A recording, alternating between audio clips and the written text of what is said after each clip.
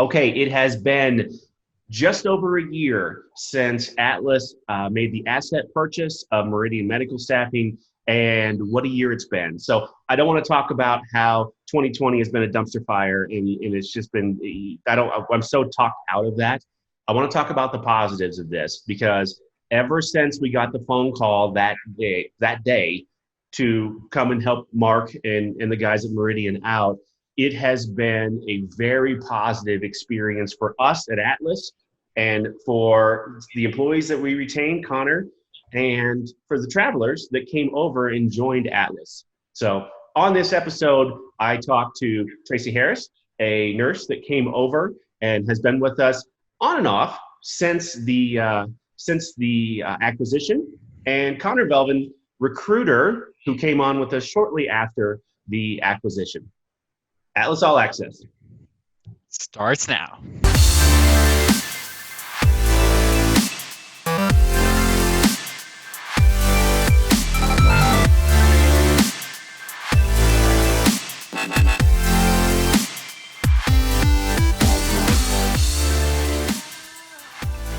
Okay, Tracy, Connor, thank you so much for joining me today. This is, sadly, I would love to have this in the office, and Connor, have you in the office. I don't think I've seen you since the Christmas party. I miss party. the office. I miss it. I miss the office so much. And Tracy, where are you at right now? You're in Arizona, right? No, I'm in Ridgecrest, California, in the high desert. But it is hot. Very. Well, that's summer. That's what you get. So. Yeah. Okay, so I want to talk about that day. So I went back and I recorded just a little bit. When I got the phone call, when Steve called me, it was an interesting day. I missed two calls that day, which I could only assume were coming, in about this. And I got a call from Steve as we were getting ready to go eat, or we were going to go hiking. We were eating lunch. We were getting ready to go hiking, and he said, "Hey, how quickly could you be in Denver?" And I said, I guess I could, because I was on vacation with the family and stuff. And he proceeded to tell me what happened. And I said, well, I told my wife, and she's like, yep, you need to go. And an hour and a half later, I was in Denver, and the meeting happened the next day. So I wanted to talk first to Tracy about what that was like. I mean, that's every traveler's fear, right? Is Friday rolls around and you don't get paid. And then Saturday, I called you. I believe I was the one that called you and said, surprise, you're with us now. Talk about that a little bit, and like how, what was going through your mind? Because that could be a scary time. Yeah, I walked out Friday about 4:00. It is 4th of July weekend. Almost everybody has bailed early that is anywhere in top management in the hospital that I was at, and rightly so. It's 4th of July weekend. I actually have to call that weekend and get an email stating the situation. And of course, there's lots of inappropriate words that went through my head because everybody's gone and I have nobody to contact. So my first thought was, okay, I'm not getting paid. 2, I'm on call. So I may be working for free all weekend because I'm not about to call them and say I'm not going to work. And then as much as I worked that weekend, I was like, am I going to get paid for this weekend? Because I'm like, it was a nice chunk of change that was coming my way. And so the next thing I know is I see it on Facebook, and I'm seeing it everywhere. And I quickly, people were making friends with me, and we were on the backside of Facebook talking, and I said, these are my options, and I won't know anything until at least Monday. And then I got a hold of someone who let me know that Atlas came, and that the next thing I knew is I got a call from you, and I was like, and I remember saying, where are we going forward from here? And you said, at this point, you say you're an Atlas employee or an Atlas traveler. And I instantly went and changed my resume. You and did. it said Atlas from that point on. And I remember kind of like introducing myself and then saying what was next, and then just thankful because of the situation, because the worst that's going to happen is you give Monday you go to work and you give 2 weeks notice or less than that, and it's not your fault because now you're working for nothing, or you scramble on your own to find a contract with somebody else. Or I know one girl, she worked home health, and home health just kept her and paid her directly. And so it worked out for her. And so a lot of this is at the worst case scenario. I've worked for 3 weeks free, and then I'm out trying to scramble for a new contract or a new place to go. And I was just like, okay, how much do I have in my budget for this? Because at the time I was in New Mexico. And so on Monday, I think it was, you said I was be hearing from Kiana and getting a whole bunch of stuff. And I walked in Monday, told my people what was going on, and their faces dropped because they were like, no, you have to stay. And so they were like, yes, you go in this room and you do whatever you need to do and sign whatever you need to sign and do whatever you need to do to stay here.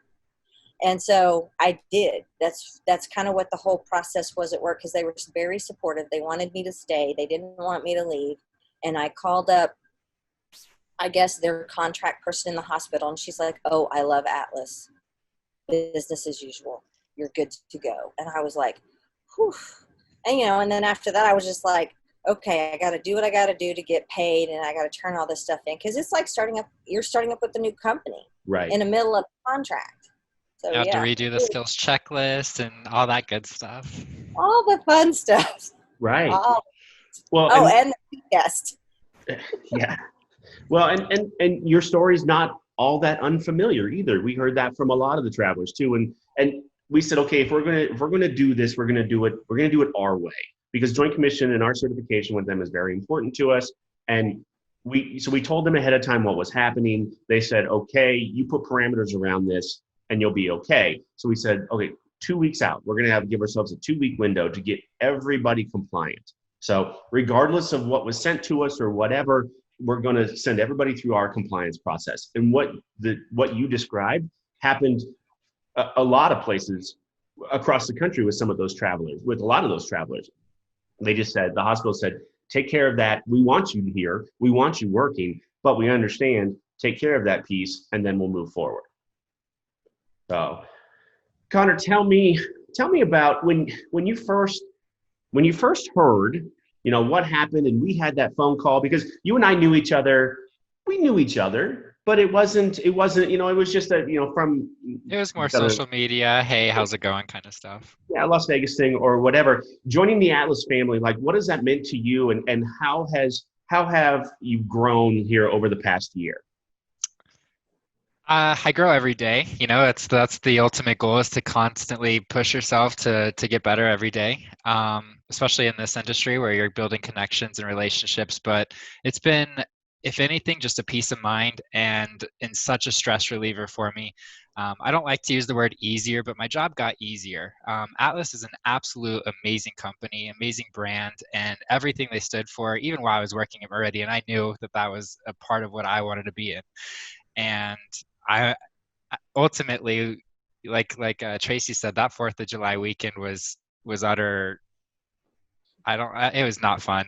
It was interesting as we were having some of these conversations, and Tracy, you might have said this about your recruiter too. I don't recall, but there was at one point one of the nurses that I talked to in particular, who was working for Connor, was one of Connor's nurses at the time. Before she said, "When am I going to get paid? Who are you? Why are you calling me?" It's, how is Connor, and is he going to be okay? Like, that was her first instinct. And that was an interesting, kind of took me back a little bit. And then when Connor called me later, it brought me back to that conversation. I thought, you know what, if there's one dude that's Atlas, it's that guy right there. So, it made our decision very, very easy. You're not just a number, you're a person and a friend, and ultimately my travelers become my best friends. And it's hard to think about a year ago that's where we were at compared to now, where it's so much better.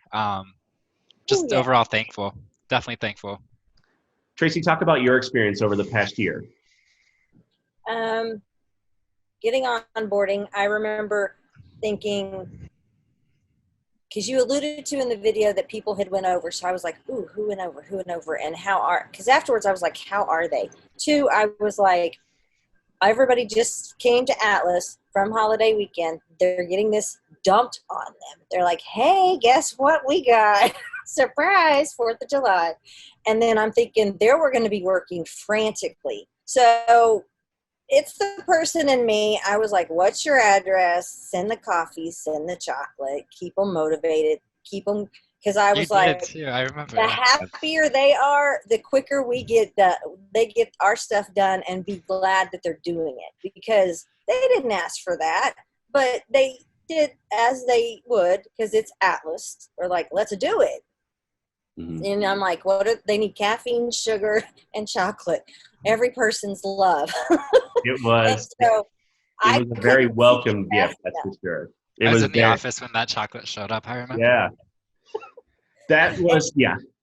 Thinking about us at a time when that's very selfless. That's a very selfless act from you, and I appreciated it very much.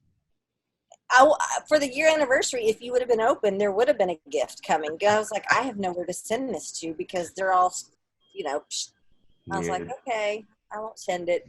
Because I was very grateful, because, it could have ended way worse. We could have just been left to, bye. But we weren't. And you guys, with your motto, where you belong, do the right thing, and you did.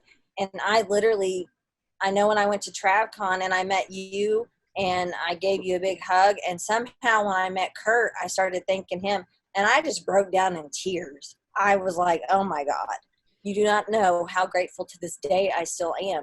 Because that weekend of 4th of July turned out to be very beneficial for me. And that paycheck ended up getting me the deposit for this RV. Yeah. And so after that, I was like, yeah, I and through a weird fluke, I ended up going to another place for 6 months, but we tried to get me back earlier.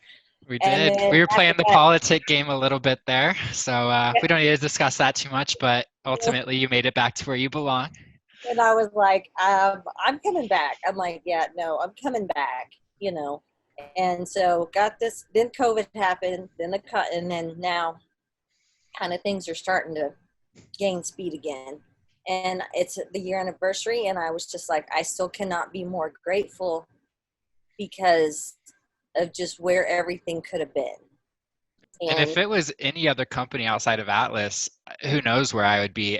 It was Atlas is the reason why I'm probably still here doing what I'm doing, loving it every day. I mean, it's such a breath of fresh air. It is the best way to word it. I guess that leads me to my last question is, and I've been asking a lot of people this lately, because to a lot of people, the answer is it's a lot of different things. And it's interesting the answers that we get out of this. What does Atlas mean to you?